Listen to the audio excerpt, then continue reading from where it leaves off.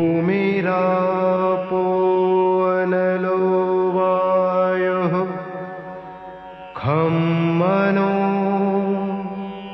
बुद्धिरेव च।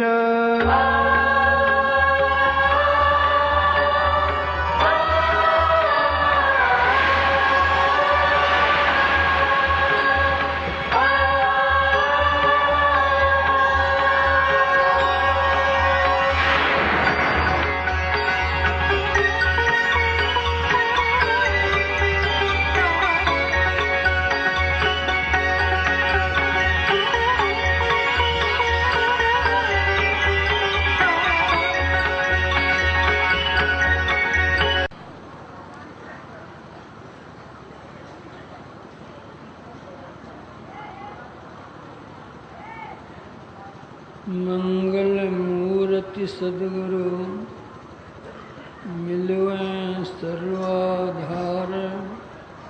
मंगलमय मंगल करन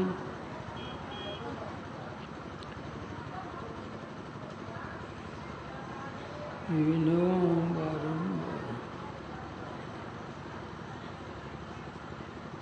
धन्य धन्य सद्गुरु सुखद महिमा कहे न जाए। जो कछु कहो तुम्हारी कृपा तुम कछु न सके। आदरणीय सज्जन वृंद तथा आदरणीय माताओं एवं बहनों,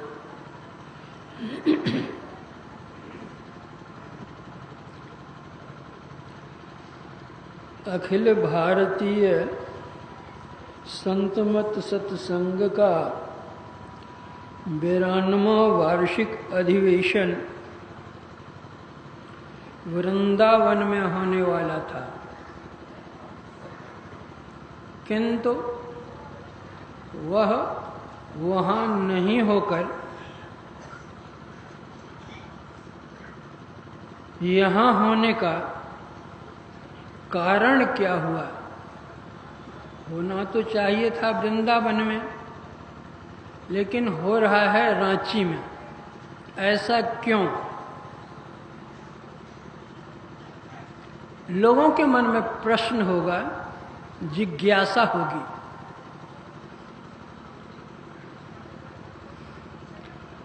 बात आज की नहीं है,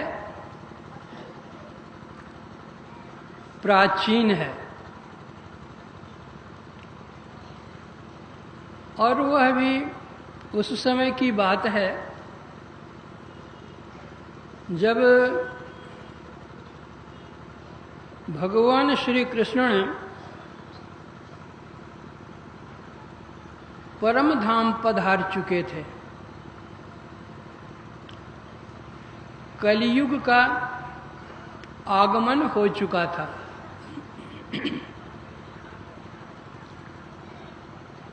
नारद मुनि जी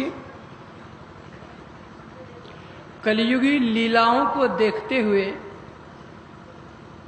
इस अवनी तल पर विचरण कर रहे थे।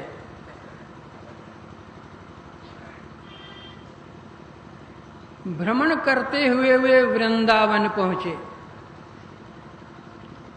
वहां उन्होंने देखा कि एक अतीव सुंदरी युवती बैठी हुई है और उसके निकट दो वृद्ध जन अचेतावस्था में पड़े हुए हैं।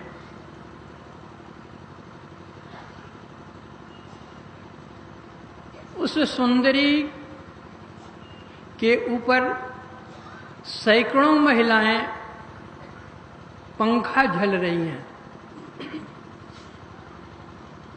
और वह सुंदरी उन दोनों वृद्धों को चेतनावस्था में लाने की चेष्टा कर रही है, किंतु प्रयत्न करने पर भी वह सफल नहीं हो रही है। इस कारण वो बहुत दुखी है, रो रही है, बैठी हुई है। नारद जी ने दूर से ही यह दृश्य देखा तो उनके मन में एक कौतूहल हुआ कि इतनी सुंदरी युवती जिसके ऊपर सैकड़ों पंखे झल रही हैं महिलाएं, उस पर भी वह रो रही है, दुखी है, और दो वृद्ध इसके सामने पड़े हुए हैं, क्या है? नारद मुनि जी उस सुंदरी के पास पहुंचते हैं। उस सुंदरी ने नारद जी को देखकर अपनी प्रसन्नता प्रकट की, अभिवादन किया और कहा कि आप धन्य हैं महात्मन, मैं बहुत दुखी हूं और संतों का काम तो दुख दूर करने का ही होता है, परोपकार में उनका जीवन होता है।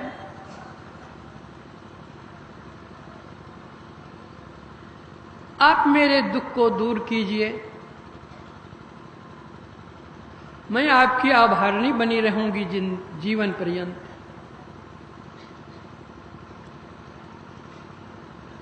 नारद मुनि जी ने पूछा कि पहले बतलाओ तुम हो कौन, अपना परिचय दो,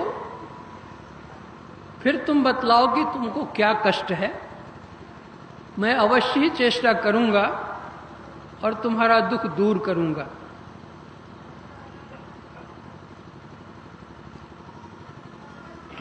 उस युवती ने कहा, मेरा नाम भक्ति है, मेरा जन्म द्रविड़ में हुआ, कर्नाटक में मैं बढ़ी,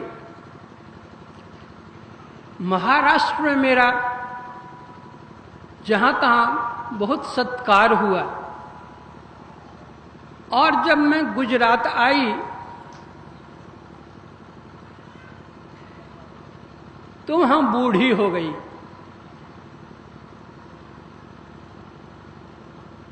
मेरा मन वहां नहीं लगा। वहां से जब वृंदावन आई हूं तो मैं पूर्ववत फिर युवती हो गई हूं, और ये जो मेरे सामने पड़े हुए हैं अचेतावस्था में, इन दोनों में से एक का नाम है ज्ञान और दूसरे का नाम है वैराग्य। ज्ञान और वैराग्य को, योग को मैं चाहती हूं चेतनावस्था में लाने के लिए, लेकिन कितनी चेष्टा करने के बावजूद भी ये दोनों होश में नहीं आ रहे हैं, बेहोश पड़े हुए हैं। आप कृपा कीजिए। नारद जी ने कहा, अच्छा तुम शांत रहो, मैं चेष्टा करता हूं। नारद जी घूमने लग गए, क्या उपाय किया जाए। तीर्थों में गए, वहां उन्होंने पंडों को देखा,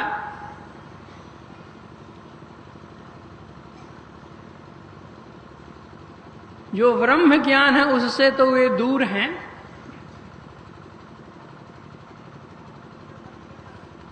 पूजा करते हैं और पूजे के सब कुछ एकत्रित करते हैं। वे घूमने लगे मठों में,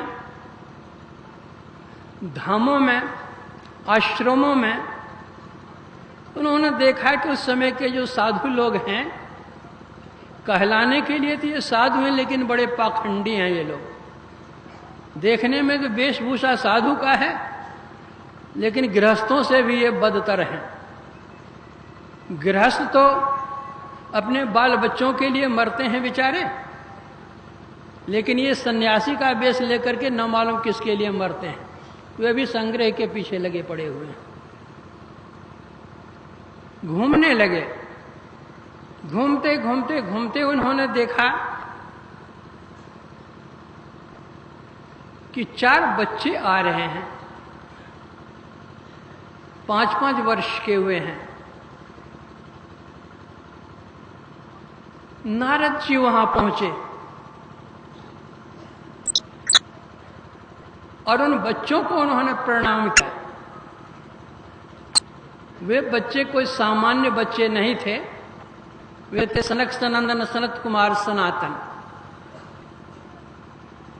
नारद मुनि जी ने कहा कि आप देखने में तो बाल रूप में हैं, लेकिन आप बड़े महान हैं, आपका ज्ञान महान है, आपकी साधना महान है, आपका तप महान है। आपसे मैं कुछ ज्ञान लेने के लिए आपके पास आया। सनक सनंदन सनत कुमार ने कहा, क्या चाहते हो बतलाओ। तो उन्होंने बतलाया कि ऐसे ऐसे घूमते घूमते मैं वृंदावन गया, वहां एक युवती को देखा जिसके ऊपर सैकड़ों महिलाएं पंखा झल रही थीं। 2 वृद्ध पुरुष उनके साथ में थे। उसको वे होश में लाना चाहती थी, नहीं होश में ला पाती थी, बेचारी रोती थी। उसके दुख से मैं भी दुखी हूं, तो आप उपाय बता दीजिए कि उसका दुख दूर कैसे होगा। सनक सनंदन संत कुमार सनातन ने कहा कि नारद जी,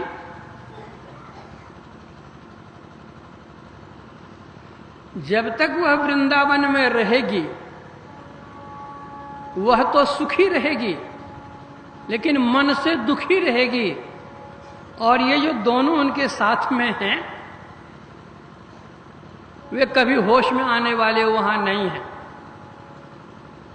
इसलिए उनको कहिए कि वे उस स्थान पर जाएं जहां आध्यात्म ज्ञान के महापुरुष हों और जहां सत्संग वार्ता हो।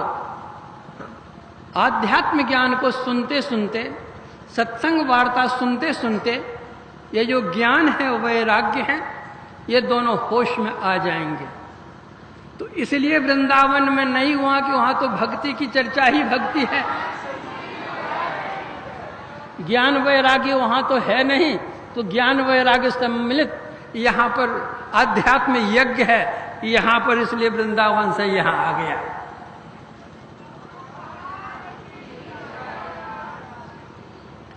गोस्वामी तुलसीदास जी महाराज ने रामचरितमानस में लिखा, पावन पर्वत वेद पुराना, राम कथा रुचि राकर नाना, मर्मी सज्जन सुमति कुदारी, ज्ञान विराग नयन उर्गारी, प्रीत सहित खोजे भाव सहित खोजे जो प्राणी, पाव भगत मन सब सुख खानी। उसी भक्ति की चर्चा यहाँ है, लेकिन मात्र भक्ति नहीं है, उसके साथ ज्ञान और योग युक्त है। इसीलिए रांची में इसकी व्यवस्था की गई है।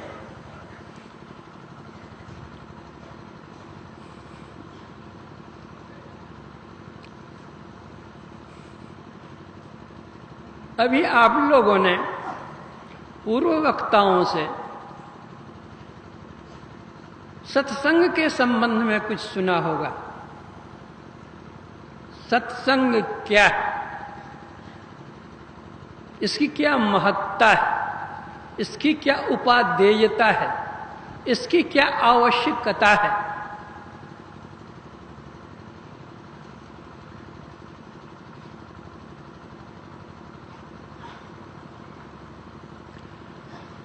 गोस्वामी तुलसीदास जी महाराज कहते हैं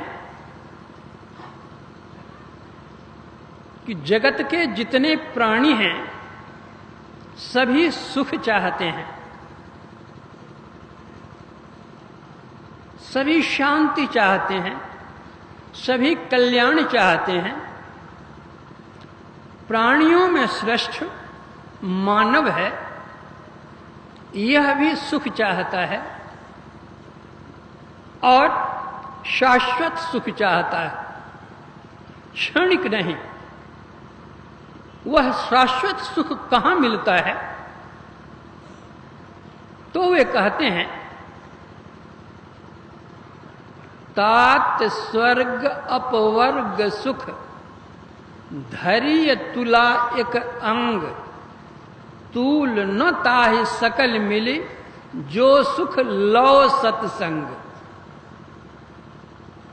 सुख चाहते हैं तो सत्संग कीजिए।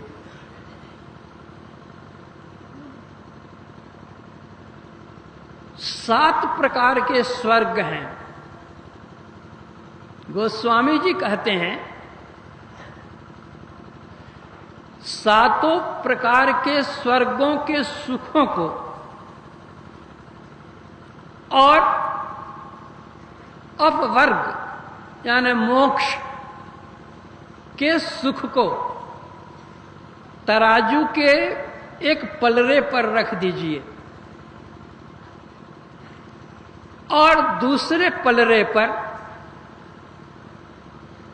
लव बहुत कम समय पल गिरता है हम लोग का ना, कितना समय लगता है,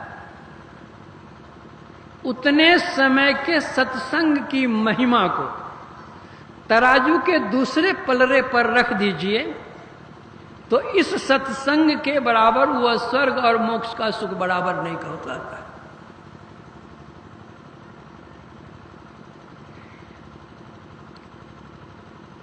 आप कहेंगे यह कैसे?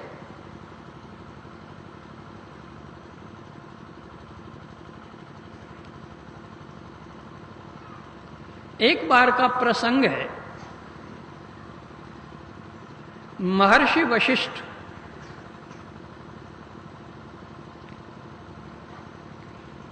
राजर्षि विश्वामित्र के यहां गए। विश्वामित्र जी ने आव भगत किया, बहुत सेवा सत्कार किया।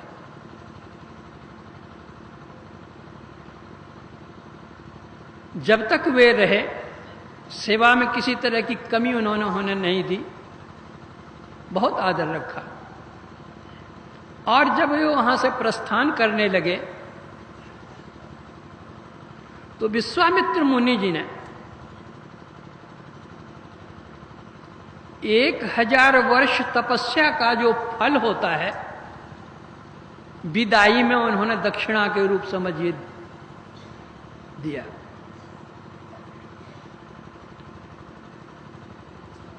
ब्रह्मर्षि वशिष्ठ जी आ गए अपने आश्रम। कुछ दिनों के बाद राजर्षि विश्वामित्र जी ने भी वशिष्ठ जी के यहां आने का कष्ट किया। वशिष्ठ जी ने भी बहुत अवभगत आदर सत्कार किया। रहने सहने खाने पीने सारी व्यवस्था बहुत अच्छी।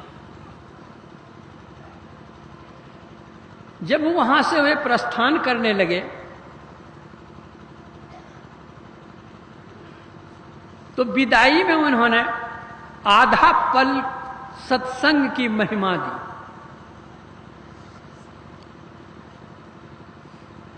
विश्वामित्र जी के मन में हुआ कि मैंने तो हजारों वर्ष की तपस्या का फल इनको दिया है और मैं जब इनकी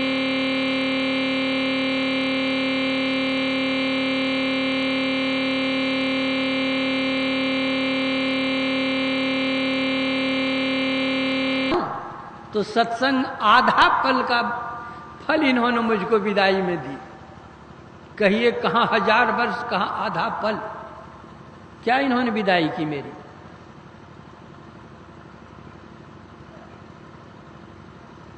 विश्वामित्र बोले तो नहीं, लेकिन मन ही मन उन्होंने सोचा। ब्रह्मर्षि वशिष्ठ ब्रह्मर्षि ही थे, मन की बात को भाप गए और पूछा, मुनि जी आपका मन खिन्न क्यों है? तो भीतर में जो बात थी उन्होंने कह दी कि आप जब मेरे यहां गए थे मैंने तो 1000 वर्षों की तपस्या का फल दिया आपको, और आपके यहां मैं आया तो आप तो आधा पल सत्संग का फल हमको दिए। कहाँ 1000 वर्ष, कहाँ आधा पल, यह कैसी बात।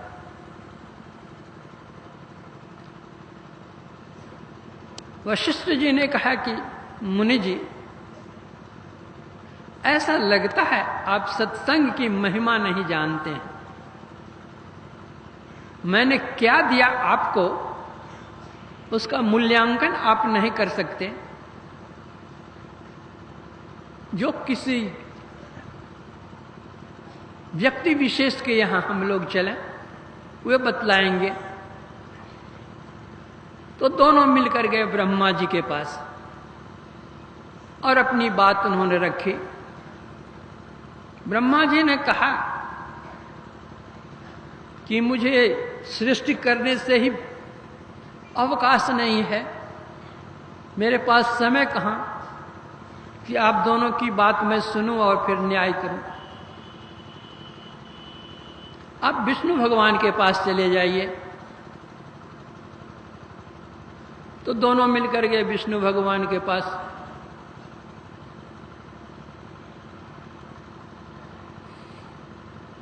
विष्णु भगवान ने भी देखा, बात सुनी, तो उन्होंने कहा देखिए, जो इस विषय के ज्ञाता हों, जो योग ज्ञान ध्यान सत्संग करते हों, उनके पास अगर आप जाइए तो आपका न्याय सही सही होगा। मैं तो पालन करता हूं, इस विषय की जानकारी मुझे नहीं कि सत्संग विशेष है कि तप विशेष है। भगवान शंकर महायोगी हैं, उनके पास आप जाइए, वे योग ध्यान जप तप सब बात जानते हैं।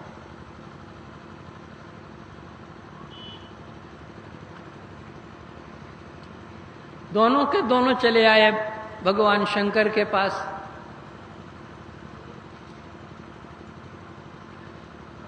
अपनी अपनी फरियाद की उन्होंने, बतलाई ऐसी ऐसी बात।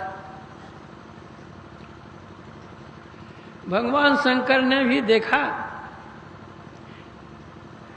कि बला कौन मोल ले, ये वशिष्ठ जी बेचारे तो शांत स्वभाव के संत हैं, ये तो कुछ बोलेंगे नहीं, लेकिन ये विश्वामित्र तो तप के धनी हैं और तपी को अहंकार बहुत होता है। कहीं श्राप अगर दे दे तो मैं इधर का न रहूंगा और उधर का रहूंगा। तो इन्होंने टाल दिया और कहा कि देखिए, जब से समुद्र मंथन के बाद मैंने विषपान किया है, तब से मेरा दिमाग सही काम नहीं कर रहा है, इसलिए आपका न्याय है वो हम नहीं कर सकते। आप शेष नाग जी के पास चले जाइए, जो पृथ्वी का भार उठाए हुए हैं, वह आपका न्याय कर देंगे। दोनों मिलकर के चले गए शेषनाग जी के पास। अपनी अपनी बातें कही। तो शेषनाग जी ने कहा कि ठीक है, मैं इंसाफ कर दूंगा। आपने जो 1000 वर्ष तपस्या का फल दिया है इनको, उस फल के बल से थोड़ी देर के लिए पृथ्वी को आप रखिए, मेरा दिमाग साफ हो जाएगा, फिर मैं बतलाऊंगा। सिर पर बोझा है, मैं बतलाऊंगा क्या? हमारे सिर के बोझा को हल्का कीजिएगा तो मैं कुछ बतलाऊंगा। तो 1000 वर्ष तपस्या का फल का जोड़ लगाया उन्होंने पृथ्वी उठाने में, लेकिन पृथ्वी टस मस डई हुई।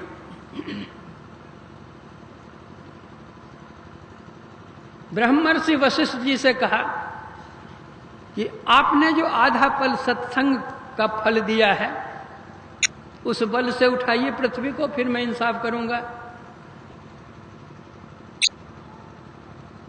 तो उस आधा पल सत्संग के फल को उसमें उन्होंने लगाया। पृथ्वी अधर में आकर लटक गई। शेषनाग जी का सिर हल्का हो गया। विश्वामित्र ने कहा कि अब तो सिर हल्का हुआ, अब कहिए आप कौन विशेष है?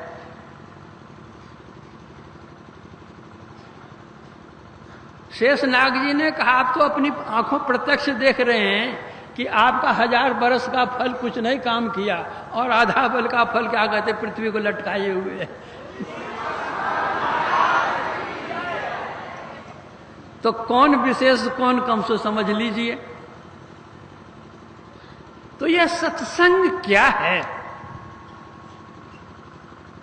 वही तुलसीदास जी कहते हैं, तात स्वर्ग अपवर्ग सुख धरिय तुला एक अंग, तूल न ताहि सकल मिली जो सुख लो सत्संग। यह हमारे सत्संगी लोगों के मन में कुछ ऐसा भी हुआ होगा,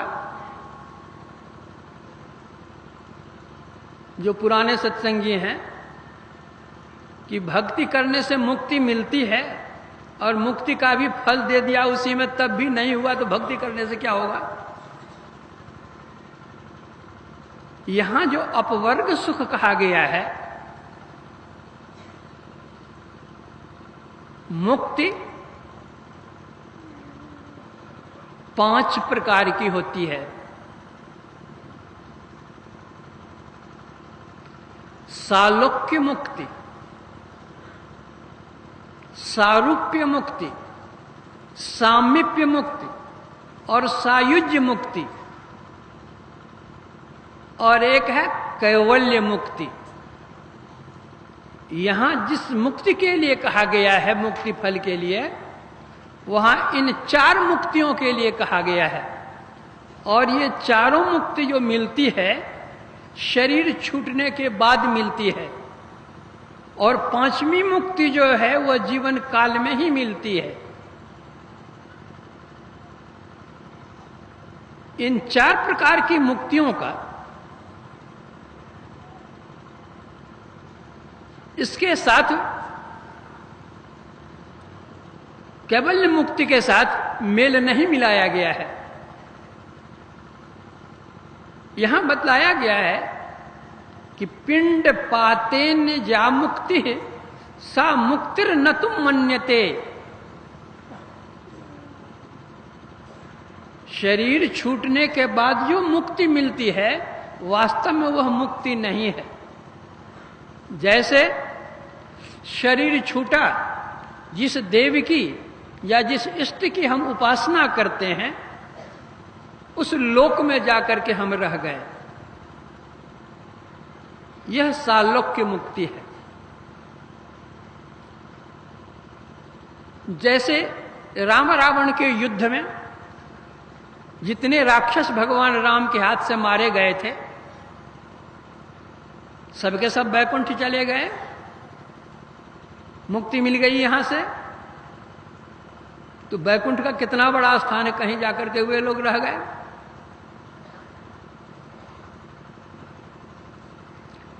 सारूप्य मुक्ति, जिस समय सीता हरण हुआ था,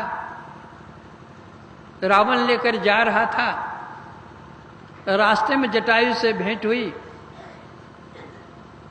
जटायु और रावण का युद्ध हुआ, रावण के अस्त्र से घायल होकर के जटायु गिर गया। भगवान राम जब आए तो देखा कि वह मरणासन्न है। बातें बताकर पूछकर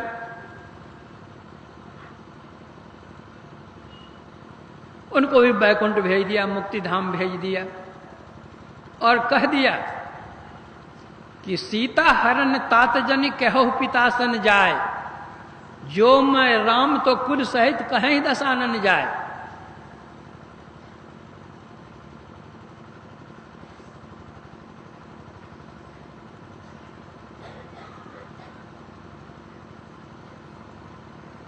तब जब वहां से जटायु जाने लगा है तो गृद्ध देह तज धरि हरि रूपा,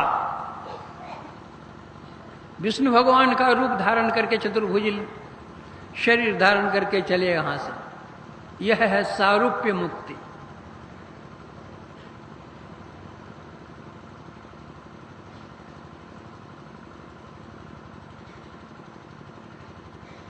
सामीप्य मुक्ति, जहां पर हमारे इष्ट हैं उनके निकट हम भी हैं, उनका भी शरीर है, हमारा भी शरीर है, शरीर छूटा नहीं है, यह है सामीप्य मुक्ति।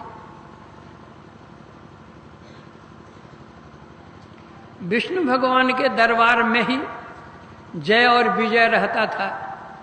जिसको श्राप दिया गया था तो वही रावण और कंस हुआ था।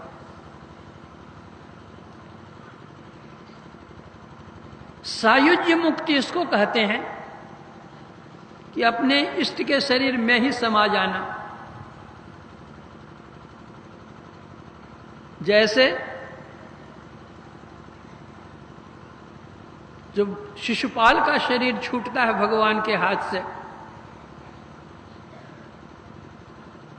तो उसकी जो ज्योति थी वो भगवान कृष्ण में समा जाती है।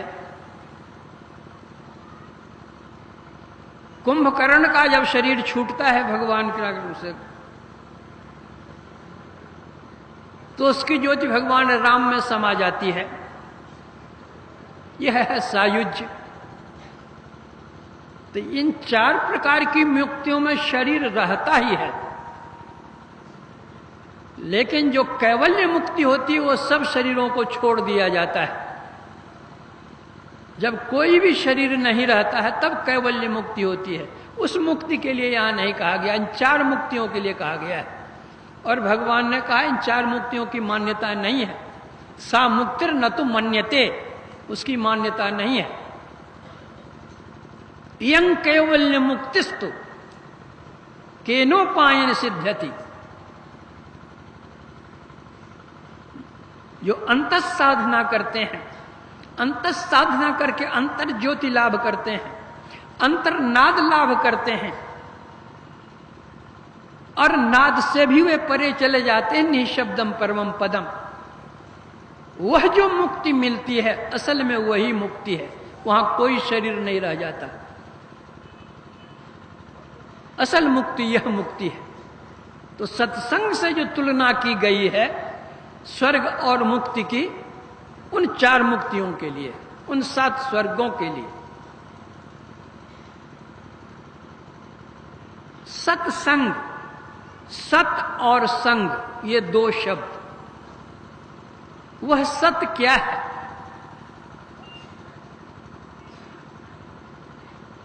सत स्वरूप सर्वेश्वर परमात्मा है, उसी का अभिन्न अंश जीवात्मा है। यह सत है। इस अंश को उस अंशी में मिला देना, इस सत को उस सत में मिला देना, यह सर्वोत्कृष्ट सत्संग है,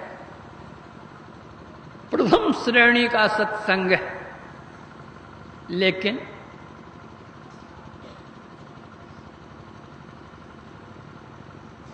उसके पूर्व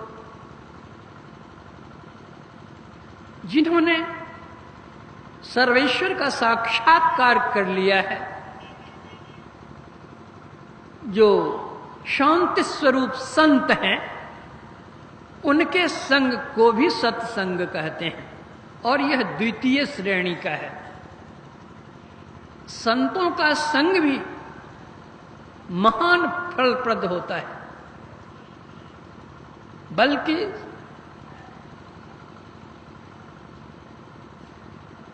संत कबीर साहब कहते हैं, परम पुरुष की आरसी संतों की ही देह, लखा जो चाहे अलख को इन्हीं में लख ले। जिस तरह से आईने में हम लोग अपना चेहरा देखते हैं, तो संत कबीर साहब कहते हैं संतों का जो शरीर है वह परम पुरुष की आरसी है, आईना है।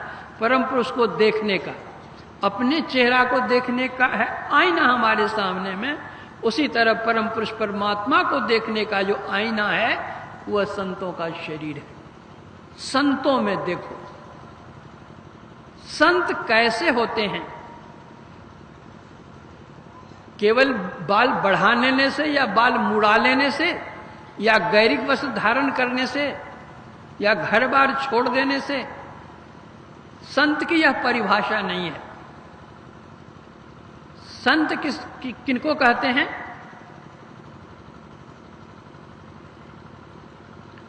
तुलसी संत सुअंबु तरु, फूले फले पर हेत, इतते ये पाहन हने, उतते हुए फल देत। जो संत होते हैं वे आम के पेड़ के समान होते हैं। व्यक्ति इधर से ढेला मारता है, पत्थर मारता है, लाठी मारता है वृक्ष में, इधर से तो ये पत्थर मारता है, लेकिन उधर से वह देता क्या है? मीठा फल, आम देता है। मार खा करके भी फल देते हैं, मीठा फल देते हैं। तो जो संत लोग होते हैं वे सहना जानते हैं, कहना नहीं जानते हैं, लड़ना नहीं जानते हैं। कहने वाले बड़े नहीं होते हैं, सहने वाले बड़े होते हैं। ईसा मसीह पर झूठा इल्जाम लगा कर उनको क्रॉस पर लटका दिया,